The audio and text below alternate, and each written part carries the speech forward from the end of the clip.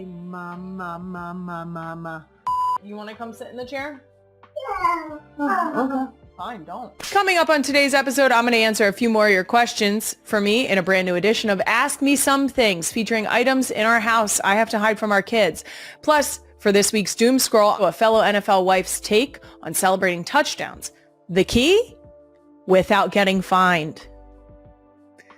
Can't wait to talk about it. After that, I'm going to be joined by, you guessed it, another guest that I have no business speaking to. We have Captain Marvel herself, Academy Award-winning actress Brie Larson. But first, I got to shout out our real one comments of the week.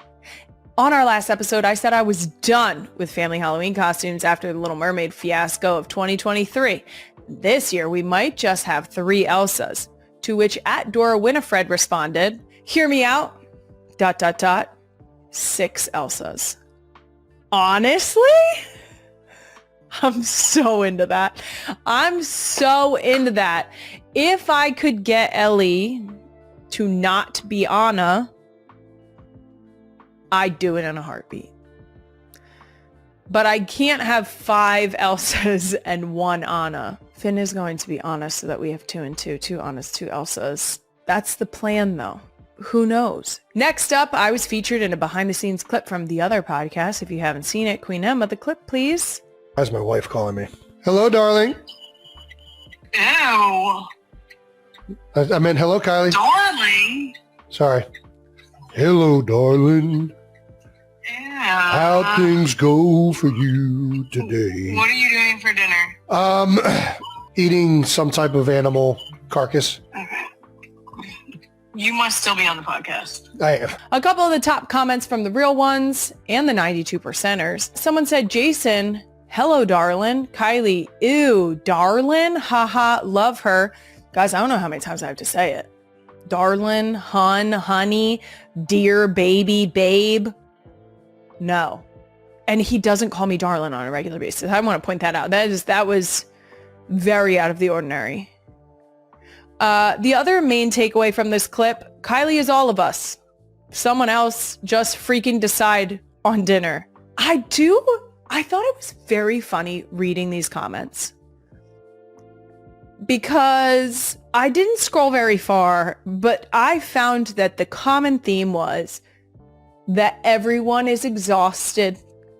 Every spouse, anyone in a relationship is exhausted by the question, what's for dinner?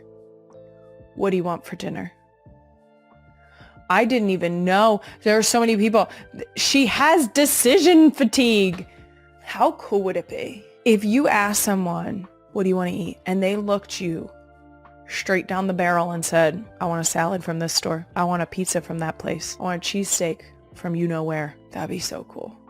Moving on, let's get right into Doomscroll of the week. First up on Doomscroll, Commanders wide receiver Chris Moore's wife, Toria Moore, is showing her husband touchdown dances that will not get him fined. And I love that so much.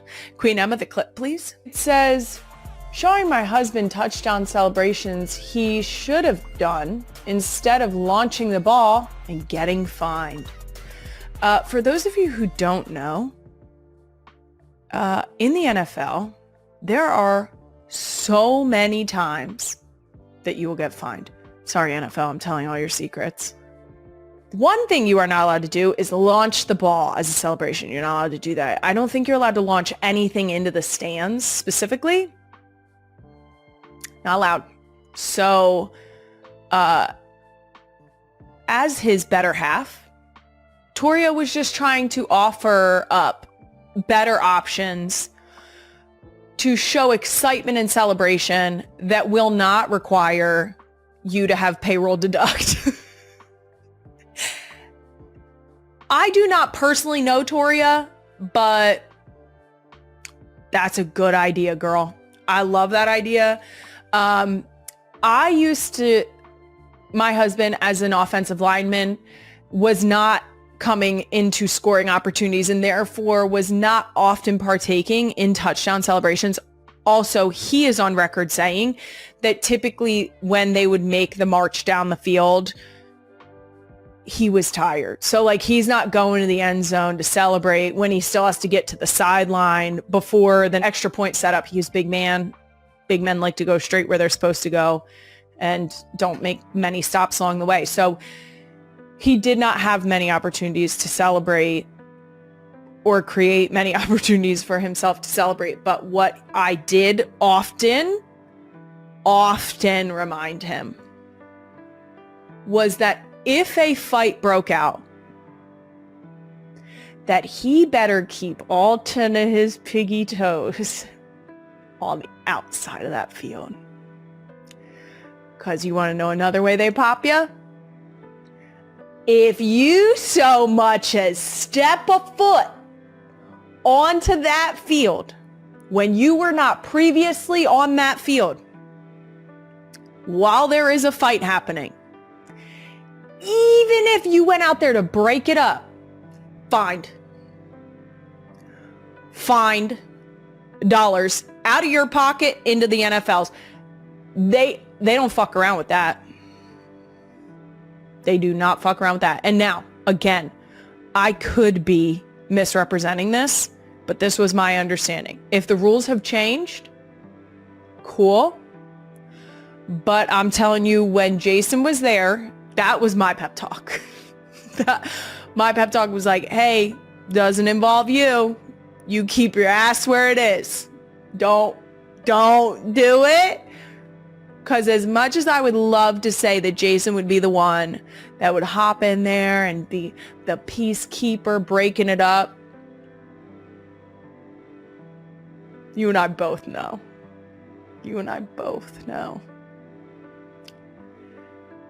I'm pretty sure he was going and swinging. It's not. No. To be fair, don't come for me, NFL. To be fair, things are put in place, like launching the ball into the stands. I completely understand why that rule was put into place. I get it. I get that you have to keep the peace and fine everybody that wants to hop in on a fight. I get it. Love you, NFL. And last thing on Doomscroll, there's a TikTok trend right now of Gen Zers practicing their best millennial pause. And I feel personally victimized. Queen Emma, the clip, please. Okay, so I just wanted to... Hi, guys. 6'7"? Oh.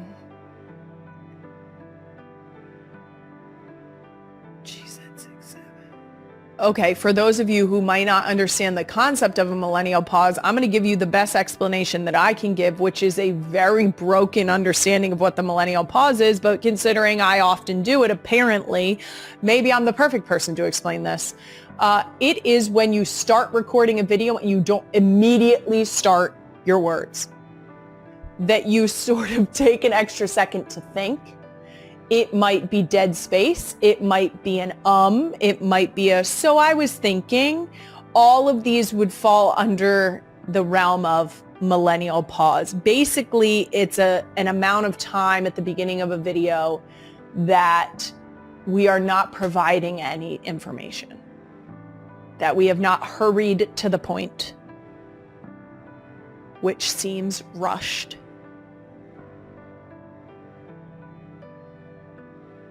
That's the best I've got. That's my understanding. If I'm wrong, fuck me.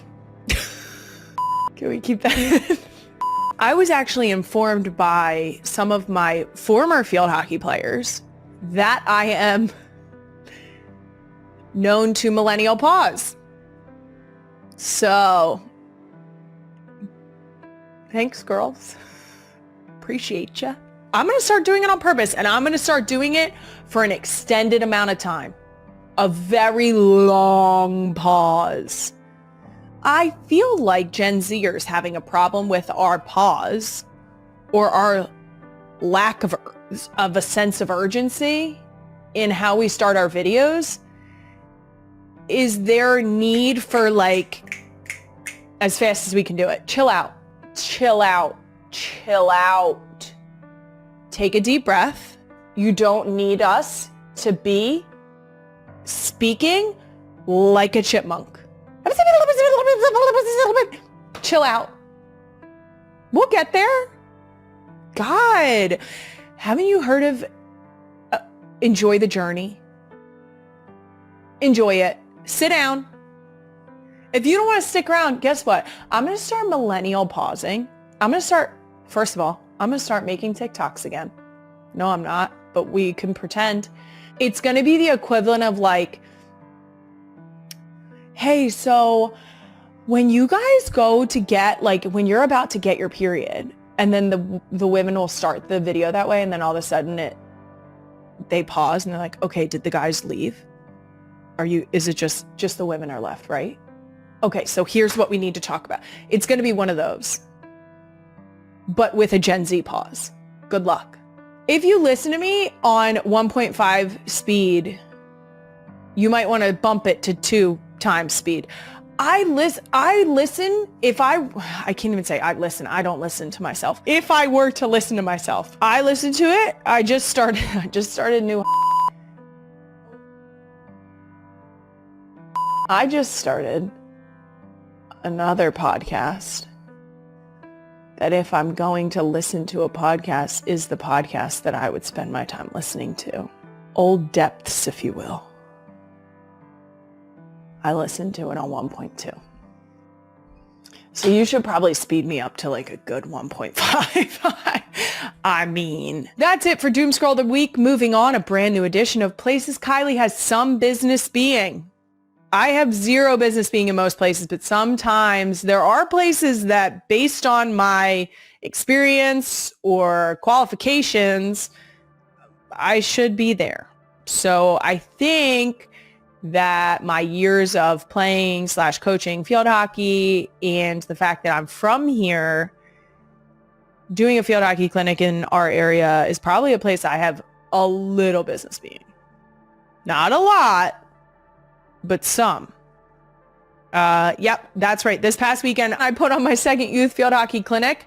My first one was Stick with KC, and this one was right here in Philly. So it was Stick with PHL or Stick with Philadelphia. We were able to partner with Longstreth, which is a sporting goods store here just outside of Philadelphia.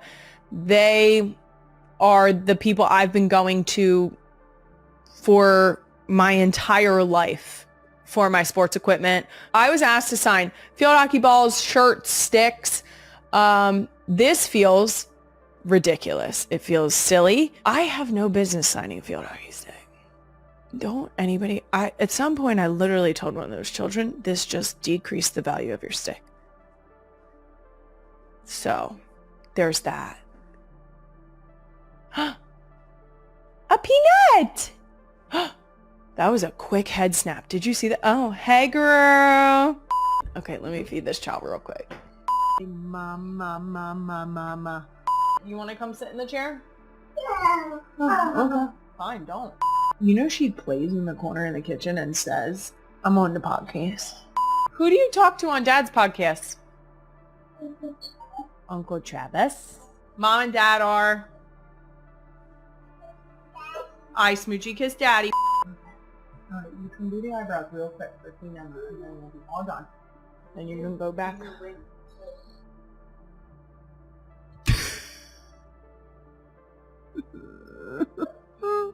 Can you wink? Nice. Nice. That was actually very good. Okay, I love you. Hey, you didn't even look at me when you said it. You gotta look at people you're talking to. Listen, if you want more hockey content, just,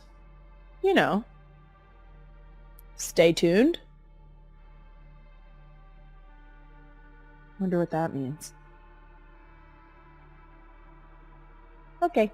Next up, let's get to the segment where I answer real questions from the real ones, otherwise known as Ask Me Some Things, because Ask Me Anything needed boundaries.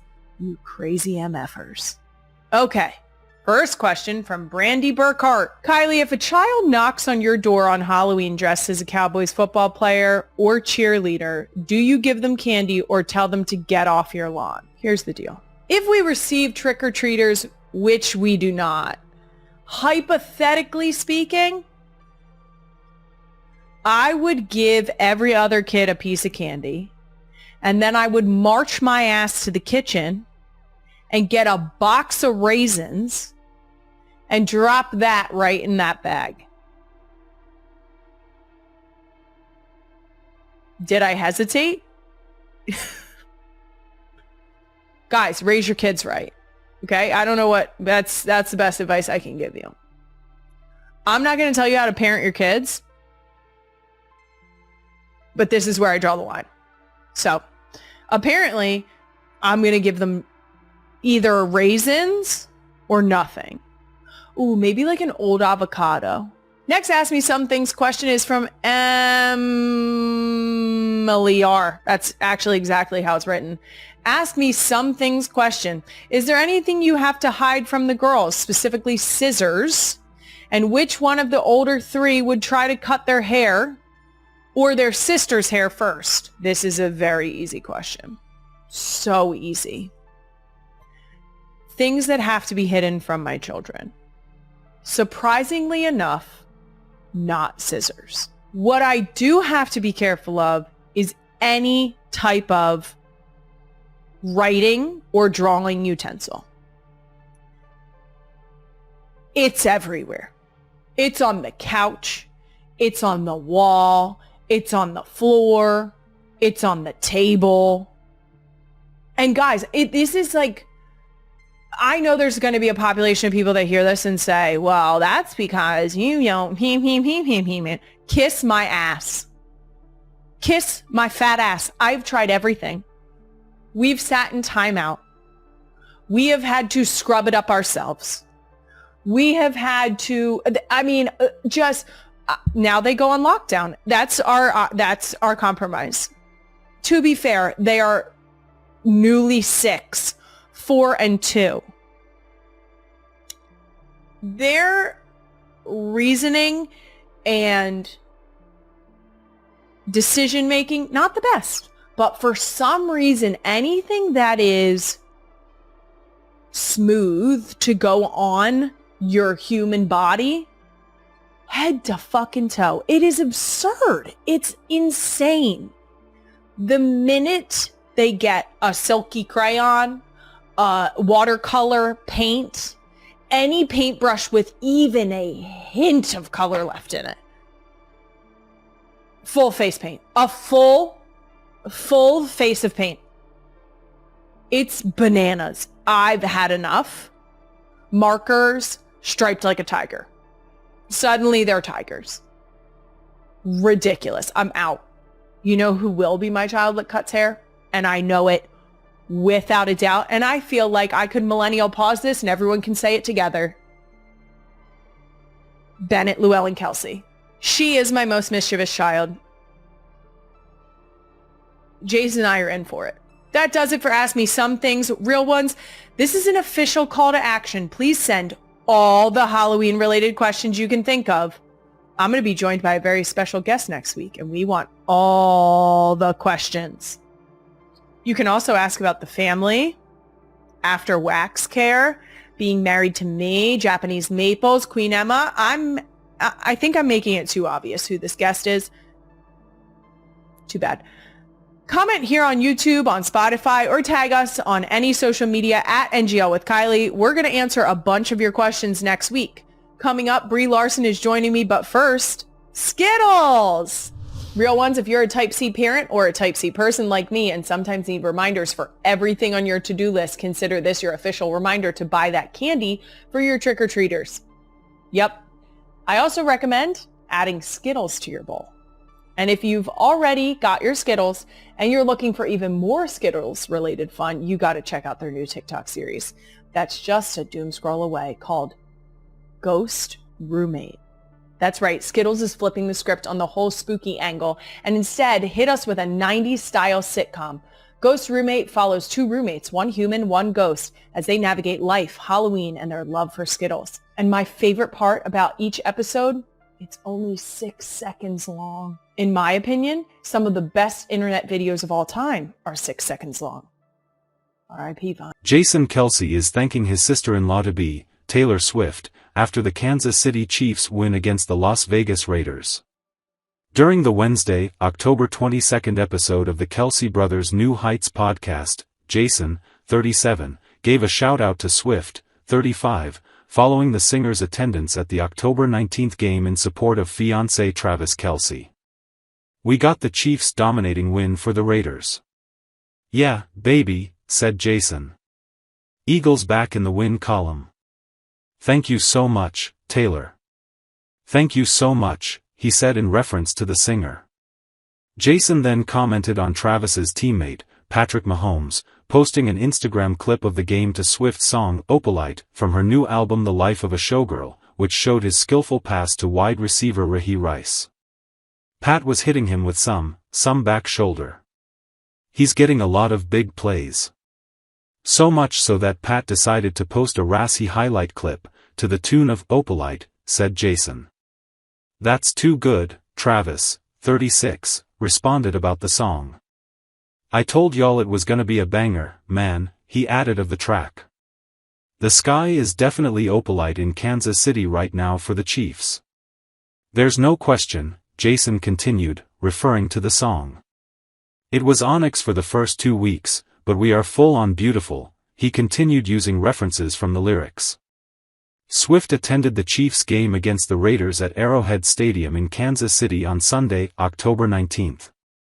The fate of Ophelia, singer, was spotted watching the game in a private suite alongside her father, Scott Swift. Swift then stepped out with Travis to celebrate the Chiefs' win at 1587 Prime Steakhouse, the restaurant the tight end player owns with Mahomes, 30. In a fan video posted on Instagram, the Opalite musician was captured wearing a red top and a black mini skirt for the outing, in a nod to the Chiefs' colors. On the October 22 episode of the New Heights podcast, Kelce, 36, chatted with his brother and co-host, Jason Kelce, 37, ahead of Jason's visit to Kansas City this upcoming weekend to watch his brother and the Kansas City Chiefs take on the Washington Commanders at Arrowhead Stadium. "Well, I'm looking forward to the game, and I'm also looking forward to finally getting to 1587, Jason told his brother, referencing Travis and teammate Patrick Mahomes' newest venture, 1587 Prime Steakhouse. "Just in terms of the apps, I like the hamachi. I think that's unique to Kansas City. It's like a little, sashimi or sushi app." "It's not sushi," Travis said before getting on to what he would recommend for the next course, Andy Reid's, the Big Red Cheeseburger. Travis told Jason, "It's a smash burger, can't go wrong with that.